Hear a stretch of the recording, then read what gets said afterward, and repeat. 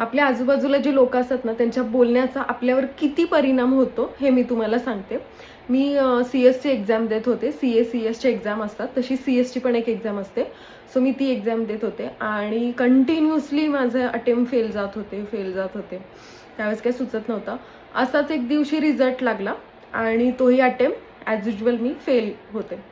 So teacher आल्या, Kalyani शिरोदे, CS Kalyani शिरोदे त्यावेळेस आमच्या टीचर होत्या लॉच्या.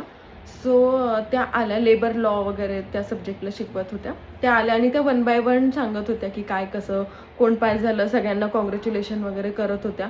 आणि माझ्यासारखे खूप जण फेल झाले होते कारण त्या एक्झामचा रिझल्टच 2% 3% लागतो. सो खूप टफ एक्झाम असते ती. आणि असं प्रत्येकजण 1 बाय 1 ते येत होते आणि मी त्यावेळेस इतकी इंट्रोवर्ट होते की मला इतकी भीती वाटत होती, मी फेल झाले, माझ्याकडे कसं बघतील आता, मी तर फेलच आहे, मी ढच आहे खूप.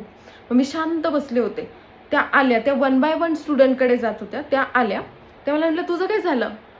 तर मी गेले आणि 150 पास होतं, 150ला पास होतं आउट ऑफ 300. तर त्यांनी बघितलं, म्हटलं मॅडम नाही झालं माझं.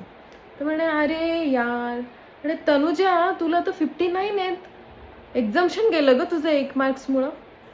मला इतकं हे झालं की 60ला एक्झाम्शन होतं. मी म्हटलं 1 मार्क्सने एक्झाम्शन गेलं. ते म्हणे एक्झाम्शन गेलं नाही तर तुला एक्झाम्शन मिळालं असतं, जाऊ दे चल नेक्स्ट अटेम्प्ट होऊन जाईल, अभ्यास कर. असं करून त्या नेक्स्ट स्टुडंटकडे पास झाल्या. आता त्या तिकडून तर गेल्या, पण मला घरी सांगायला एक रिझन मिळालं. अगं मम्मी 1 मार्क्सनी एक्झाम्शन गेलं. मी सगळ्यांना हेच सांगत होते, मी इतकी हुशार आहे की 1 मार्क्सनी एक्झाम्शन गेलं, 1च मार्क्सने. मी फेल झाली ते मी कुणाला नाही सांगितलं, पण माझं एक्झाम्शन 1 मार्क्सनी गेलं हे माझ्या डोक्यात फिक्स झालं. त्याचा नेक्स्ट अटेम्प्ट मी इतका अभ्यास केला आणि मी CS फायनलला होते.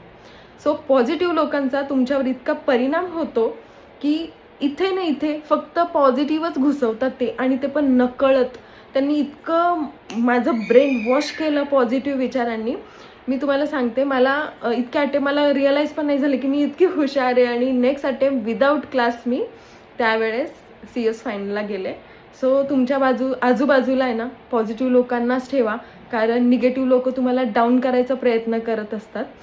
आपण जसे असतो ना 70% आपला आजूबाजूचा एरिया मॅटर करतो.